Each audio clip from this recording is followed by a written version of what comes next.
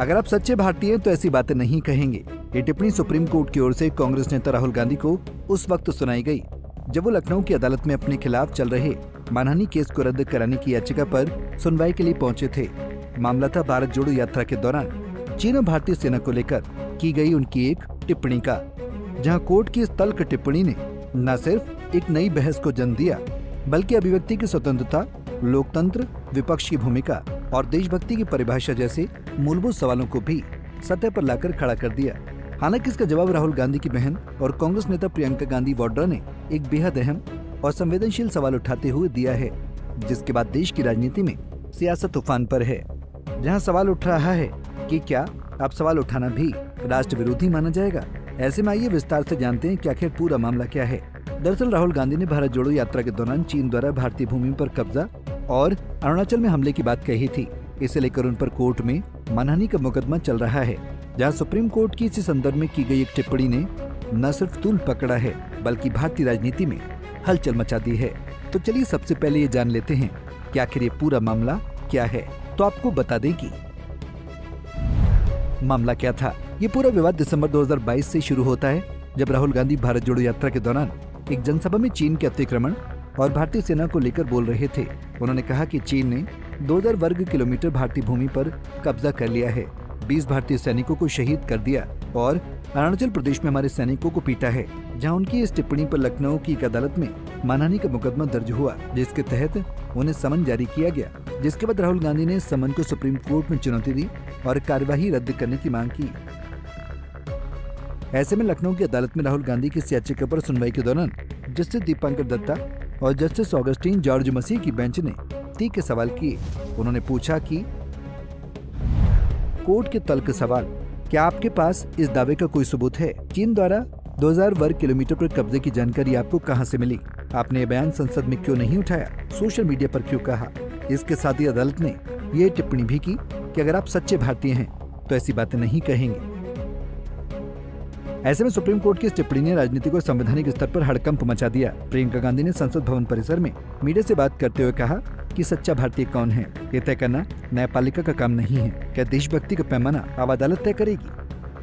देखिए, कौन सच्चा भारतीय है, कौन सच्चा भारतीय नहीं है, ये तो मुझे लगता है कि मतलब न्यायपालिका के प्रति पूरे आदर के साथ कह रही हूँ कि ये तो उनके दायरे में नहीं होता डिसीजन। ये कोई जस्टिस तो नहीं तय करेंगे। दूसरा, राहुल जी ने हमेशा आर्मी का, सेना का आदर किया है। उनके दिल में उन सेना के प्रति, सैनिकों के प्रति, उनके अफसरों के प्रति पूरी तरह से आदर है। और हर भाषण में जब भी बोलते हैं, जब भी उनका हम कुछ भी भाषण या कोई भी टिप्पणी सुनते हैं, उसमें वो आदर बहुत स्पष्ट दिखता है। जो लीडर ऑफ ऑपोजिशन होते हैं, जो नेता प्रतिपक्ष हैं, उनका जो कर्तव्य है वो ये है कि सरकार से सवाल पूछना। ठीक है, ये उनका कर्तव्य है, तो वो अपना कर्तव्य निभाते हैं। जब सरकार से सवाल पूछते हैं, उनको पसंद नहीं है, वो जवाब नहीं देना चाहते, इसलिए ये सब चीजें वो कराते हैं। जहां प्रियंका का ये बयान न सिर्फ अपने भाई के लिए समर्थन था, बल्कि संविधान में विपक्ष की भूमिका और लोकतंत्र की भावना को लेकर एक सशक्त टिप्पणी भी थी। वहीं दूसरी ओर सुप्रीम कोर्ट की टिप्पणी को बीजेपी ने राहुल गांधी पर हमले के एक और मौके के रूप में ले लिया।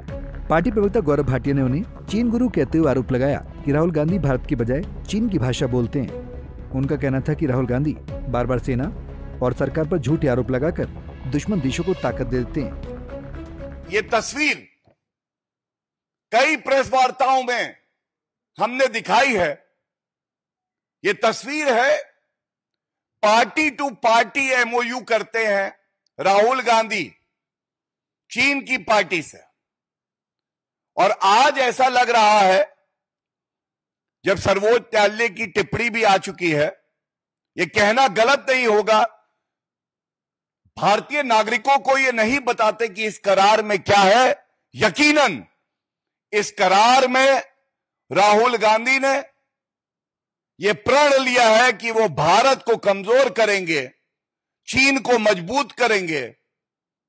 और इसीलिए चाहे डोकलाम हो, चाहे गलवान हो, हर भारतीय भारत के साथ खड़ा था भारत की वीर सेना के साथ खड़ा था और राहुल गांधी कह रहे थे हमारी वीर भारतीय सेना चीनी सेना से पिट गई। वहीं कांग्रेस ने पलटवार करते हुए कहा कि गलवान घाटी की घटना के बाद से देश का हर जागरूक नागरिक सवाल पूछ रहा है, लेकिन सरकार छिपाओ, बहकाओ और झूठ बोलो की नीति अपनाकर सच्चाई से बच रही है।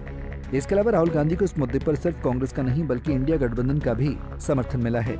ऐसे में सवाल अब पूरी बहस की जड़ बन चुका है कि क्या सच्चा भारतीय वही है जो सरकार से कभी सवाल न करे, जो हर नीति पर आंख मूंदकर भरोसा करे, या फिर वो है जो देश हित में सच बोले, चाहे वो सत्ता को कितना भी असहज क्यों न कर दे। बहरहाल ये मामला अब और कितना तूल पकड़ेगा ये तो आने वाला वक्त बताएगा, लेकिन एक बात तो तय है कि अगर सेना पर सवाल उठाया, चीन की आक्रामकता पर चिंता जताई या फिर सरकार से जवाब मांगा जाए तो ये राष्ट्र विरोध कहलाएगा। ऐसे में आप क्या देंगे देशभक्ति की परिभाषा?